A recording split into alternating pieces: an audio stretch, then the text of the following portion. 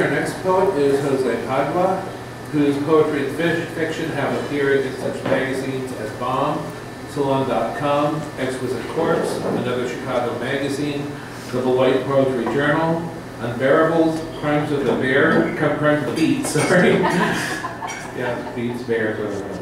Up is Up, but So is Down. New York Downtown Literary Scene, 1974 to 1992, and many other journals and anthologies.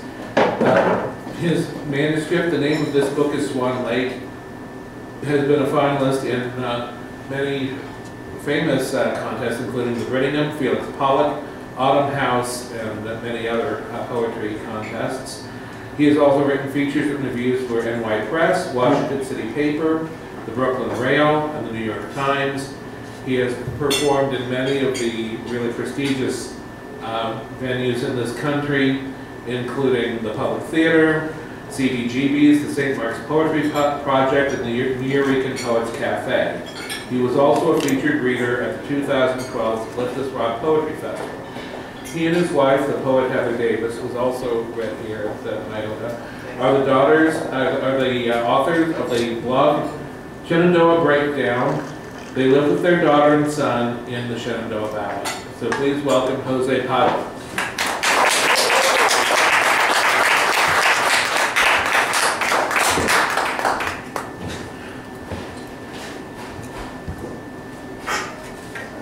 Thanks, Miles.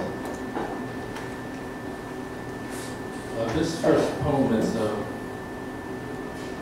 it's based on a true incident, and it involves some people some of you do know, but I'm not going to name any names. Will you tell us later? I can't, because you can probably guess, but it's called I Remember the Night We Tried to Get a Poet Arrested. I remember the night we tried to get a poet arrested for his crimes against literature, his hiding of horribly sentimental lines by speaking like a seller of cheap real estate, those broken down houses where everything and everyone leaks, in neighborhoods divided by the tornado roar of long, slow trains night and day. It was just poetry, I know. Words arranged like a landscape of dark trees against the whatever, azure sky. But why should he escape punishment like the stealers of poor people's minority fortunes, the rule makers who make us break our backs at hard labor while they sit up high in penthouse suites, eating their feasts, drinking the best wine as they sneer at the riffraff, drawing heavy strings and pushing square reels across the concrete floor in the moldy basement thump thump. We called the police. There he is, I said, at the corner of State and East Washington, take him. But they couldn't understand the problem, wouldn't consider how it should be taken as part of the laws they were paid to uphold so as to defend and protect.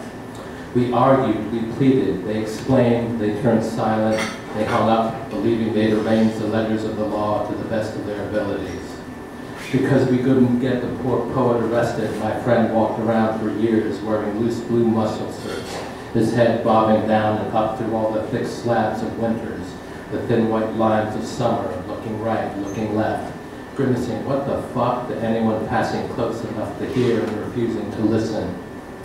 These days I sit on park benches in the bright daylight, enduring all manner of slurs and imprecations and the spinning of the earth, humming an old tune from my youth and thinking of all the different words for stone.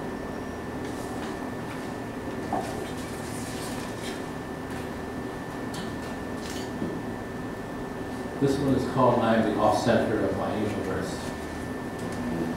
I am the off-center of my universe.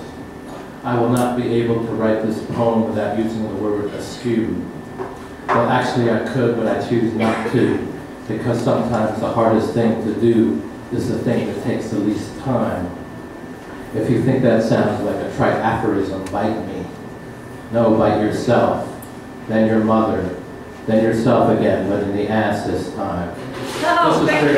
This is for Silvana. I dedicate this poem to Silvana. Thank you. Anyone who tells me he or she has the quality of off-centeredness does not have that quality. That's not the way to say it, and if you say it that way, you're the CEO of some huge, greedy corporation, walking onto a stage thinking you're about to receive an award when your face is actually the bullseye for a pie filled with toenail clippings, toe jam, and dead heel skin.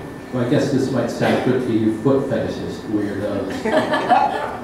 Look, they're daredevils doing Evel Knievel leaps into the void from plastic-covered sofas down to their suburban living room floors. There are mermaids singing each to each all the way from their fucking diaphragms, who will also sing boring church hymns to you. The answer to what was it Meatloaf wouldn't do when he sang all those years ago, I'll do anything for love, but I won't do that, is Anal 69, with a 69-year-old contortionist, boring. And me, I have tiny deserts in the vast plain of my heart. Or is it I have tiny plains in the vast desert of my heart? Or is it I have tiny sprinkles in the vast desert of my heart? And so much has gone awry there over time, and the door to the vault is left ajar when brigands roam the streets, and boys and girls all agog over ovens and action figures, and the path of the righteous man set askew by the iniquities of the selfish and the tyranny of evil men. And I am the off-center of my albatross life, a beautiful flight, and sometimes awkward lifts and landings.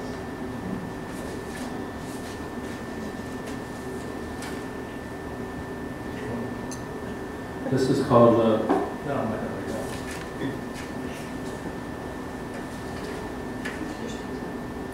What? That's an interesting title. Oh, thank you. Oh, thank you. And this is called And So the Brightness of Evening. I shine these minutes in the evening, so heavy with the space of living, rooms to walk into and leave, floors to step upon to do a task and walk away from. The end of the day is like a polishing of time. You wipe the table, I listen to its clearing from the living room, then take the plastic bags of trash out the front door. It's a cleaning of the hours, and for us, an emptying of what's left of the week. Work is what keeps us here, what feeds us from bank to store to hand to mouth. We keep it clean, we let it get dirty, we mop, we scrub, we rinse. Our clothes pile up in the back of the house no matter how hard we try to keep up with it. We don't try that hard. There are other things to do, other things to see.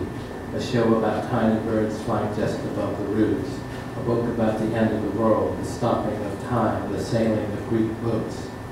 Before I turn off the ceiling light in the dining room, I see the plates and tumblers behind the cabinet's glass door gleam. It's the quiet kind of shining that moves us best.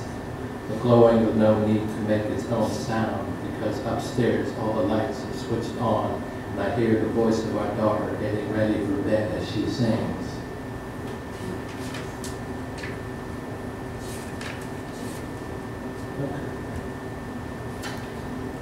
This is called Kids Don't Follow. Kids don't, this is my advice to today's youth. Oh my.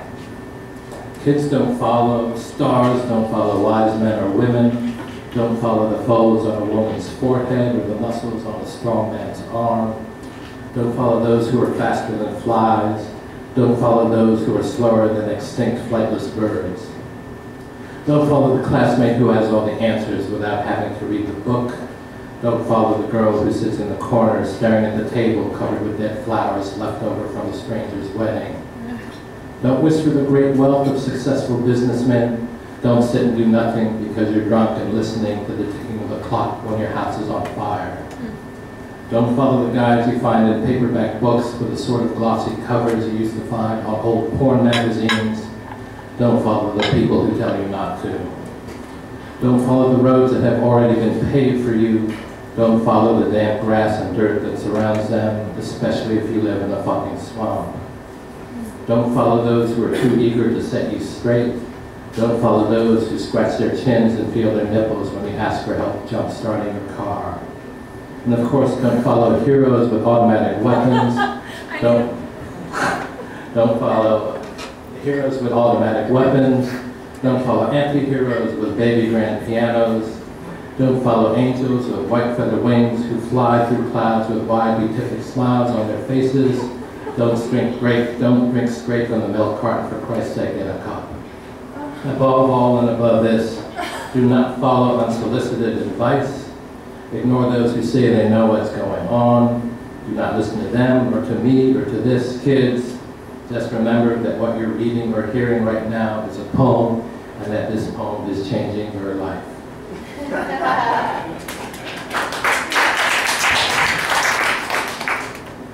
Thanks. A couple more for I'll close with a couple of poems for Mother's Day. This one is for all the drunk mothers and all the sailing ships that tremble like the oceans on which they ride. I can't see you in this confusion of skyscrapers, you young drunk mothers of Manhattan pushing your strollers up and down the avenues and sideways down the streets. What sails above you are thought clouds filled with misspelled but beautiful words of half-sleep wisdom. What lies beneath you is 300 years of dead city landscape, a concrete mural of history written by outlaws and scam artists before they collapsed under the weight of cold, heavy blood in their veins. Corruption and murder, business as sleight of hand, the rest of the downtrodden who rise momentarily back down to the levels of the low ground, to all the lower levels of loam and clay. And we sell and sell this image of us as saints who only occasionally sin and are sequestered by class and are then reformed like the newest billboard, the new brand and all our beautiful new ideas. So you give birth like this and you sail like that. Everyone who came in on a ship is less likely to sail. And I feel like a drunk again, even when there's only black liquid and sugar in my cup, because everything is dirt and filth, crawling like ants around a discarded plate. Everything except that which floats or flies. And this last one, this is called thank you. I'm not making what I was just thanking the beer. That's pathetic. This is called Pulling White Hairs. When I was a child, I pulled the white hairs from my mother's head. It was a chore like any other, like making my bed in the morning, folding my clothes at night. I was neat as a child and took pleasure in maintaining the proper order of things. The Tinker toys back in the box when I was done, the Lego blocks too, the spirograph wheels still warm from spinning over white space to trace blue and red lines, the lines that multiplied like the shelves of books and records would when I got older. When I was young, I looked so closely at my mother's hair that I'd swear I could smell the white ones. They were cold and slightly bitter, if bitter could describe a smell, a scent. They had no expression, could never twist and turn to form words the way the black ones could.